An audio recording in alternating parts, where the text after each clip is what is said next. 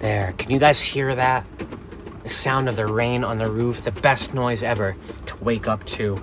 I'm up super early today because I have a very long, busy day. I've got a lot of things to do today, the least of which is rehearsing for a job interview that I have tomorrow.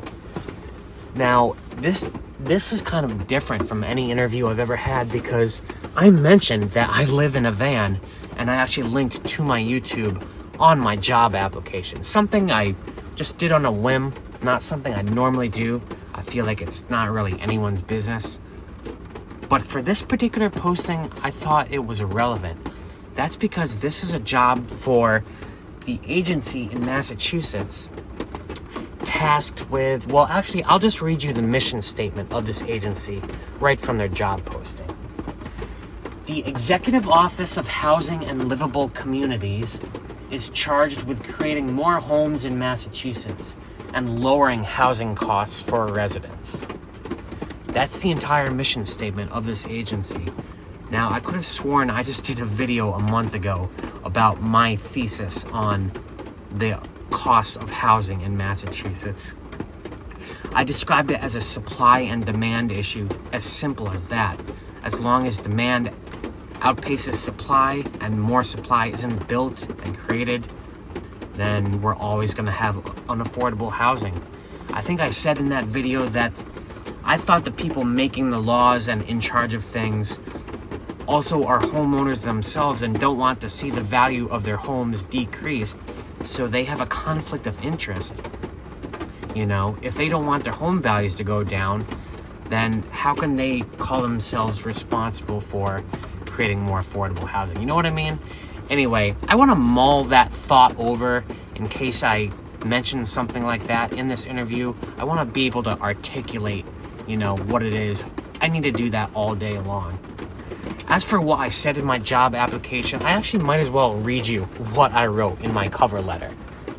I wrote, as someone who has lived in a van for over 2 years, I am personally passionate about affordable housing and the challenges it presents. I chronicle my experience through a YouTube channel, which has given me a platform to advocate for this important issue. I am deeply committed to bringing my personal and professional insights to a position where I can make a meaningful impact on affordable housing policy and related financial strategies. Now, this is a financial position. It's a fiscal director for this agency. I'm not sure how much involvement I will have in policy, but I need to mull all of this over. But first, I have a 7 a.m. doctor's appointment downtown. I need to get to it right now. This is a follow-up to my Lyme disease stuff. Anyway, I'm going to head out. I'll take you guys with me. My MRI, which I'm about to go get, is scheduled for 7 a.m. I have no idea why it's so early. Maybe that was my mistake. But I'm getting the first train that leaves from this train station that I stayed at. I'm going to be parking here all day. This is a pretty safe spot.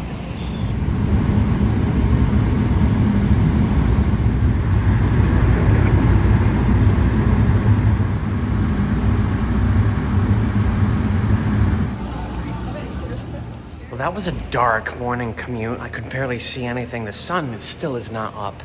I had about 15 minutes to scarf down my dunks. I'm making progress on my sprinkles mix. But anyway, I'm trying to figure out where to go. There's hardly anyone in the building yet. I don't know why they schedule stuff so early. How do you like my outfit of the day, guys? So in case I didn't mention, this MRI is for a follow-up. I contracted Lyme disease a couple of months ago. One of the symptoms was partial facial paralysis, which I still kind of have. And they just need to do this to rule out other things, in case there's no neurological damage or something like that. They booked this as soon as I was diagnosed. I just had to wait for an opening for this thing. Glad to get it out of the way. I've had MRIs before. You're just in a big spinning magnet for a little while. There was actually a question on the form, are you afraid of being in small, confined metal spaces? And I was like, nope, I live in a freaking van. The MRI's got to be my least favorite procedure. They make you wear a needle in your arm the entire time. I have a thing about needles. After that, I went to a coffee shop near there, that Longwood area, and I was originally gonna start rehearsing for this interview tomorrow, but I spent the whole time working on my next video. The thing is, I like putting out a video every other day. I feel like it keeps me consistent. I don't want to stop doing that to pause to work on another project. The only way I can practice for this interview and get a video up tomorrow on the same day as the interview is to combine the two.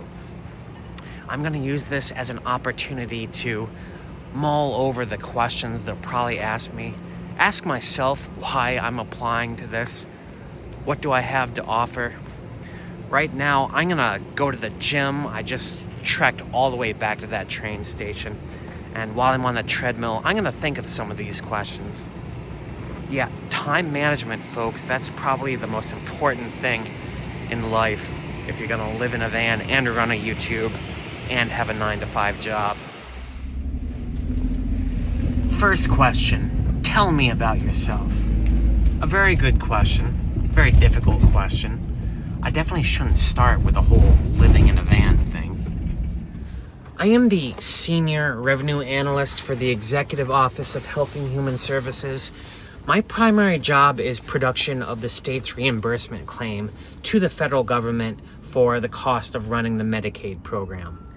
That involves detecting the eligibility on about $4 billion of expenditures quarterly, auditing every claim from every contractor, organization, other state agency that touches the Medicaid program, making sure they're all compliant, and just generally managing an exasperating amount of data and relationships. I started my career at a consulting firm, but the progression of my career has mostly been work just like this. Very detailed, mathematical, demanding of all the technological and analytical skills a person can have, because I'm a one-man show in my current job.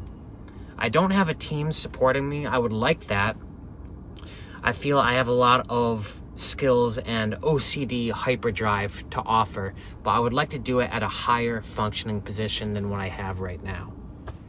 You mentioned that you live in a van on your resume. Could you elaborate on that? About a year into the pandemic and the whole work from home, I found myself paying absurd Boston rent for no reason. I could do my work from anywhere. And I got into the whole Vanlife community through Instagram, YouTube, Reddit, about people who have bought their own vans. I did the same. I bought an empty cargo van, converted it all myself, and sold all of my belongings and moved into it. I've been doing it for over 2 years now. I don't regret it one bit. It has saved me a colossal amount of money. I am no longer being kept poor by ridiculous rents, unaffordable mortgages. I could never afford a house anywhere near Boston. A single income middle class earner like me, I solved my housing crisis with what I'm doing right now. I own something that I feel is my home, and I love living in a van. So why are you applying to this job? Why now? I'm applying to this job now because it was posted now. If it were posted 6 months ago, I would have applied then. Maybe that's not the best answer to that question. That's not a well-phrased question. Maybe the question is, why am I job hunting right now? Well, I'm going to quote Taylor Swift. Sometimes all the fates and all the planets and all the stars align. And that includes my mood, the weather, any number of things. And I reserve the right to apply at an opportunity anytime I want to. This just happens to be one of those rare times. What's your biggest weakness? That's a bit of an anachronous question. I'm not sure if that's a word I want. But if there's a problematic behavior, if something I'm doing is failing and I detect it, I will go OCD all in and try to rectify that until the situation is taken care of. So if there's a failure that I'm aware of, it doesn't last for long. The only way I can answer that is if there's something I'm doing that I'm not aware of, in which case I rely on outside feedback to point that out to me. It happens in my YouTube comments all the time. Describe your management style.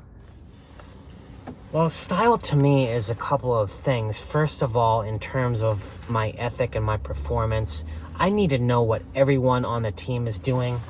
If I were to join, the first thing I would do is meet with all the staff, find out exactly what they're doing, take copious notes, what their deliverables are, because I like managers who I know have the technical skills, who can do what I'm doing.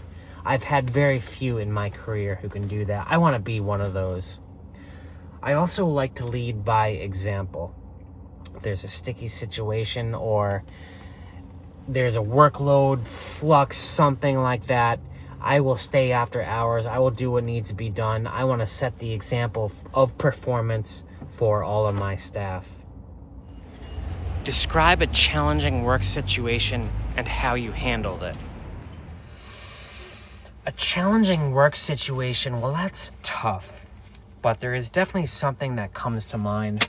Long time ago, we had a coworker who became difficult, stopped wanting to do any of his work, and our boss was relatively new. It was her first management experience. She was only a few months in the job, and I don't think she knew how to handle it too well. His work kept getting delegated to other people, including me. So his inability to do his job and his difficulty was starting to affect the whole team. Now, he eventually got even worse. There was an altercation, a lot of yelling. He got a union lawyer. It went to arbitration. They tried to fire him. I was the only employee in my unit out of like 8 of us who stood up for my boss and basically said, yeah, this guy needs to go. Everyone else was too afraid to. Now, I put my neck on the line for that, but I feel I made the right decision. A lot of people are just afraid to stand up for themselves, and I did what had to be done, and the workplace became a better place after that. But yeah, that was very difficult. And last, but certainly not least, do you have any salary requirements? If you offer me X, I would sign right away. If you offer X minus 5, I would need 2 weeks to think about it. If you offer X minus 10, I would need 3 weeks to think about it. There's some wiggle room. That's why I'm offering a range.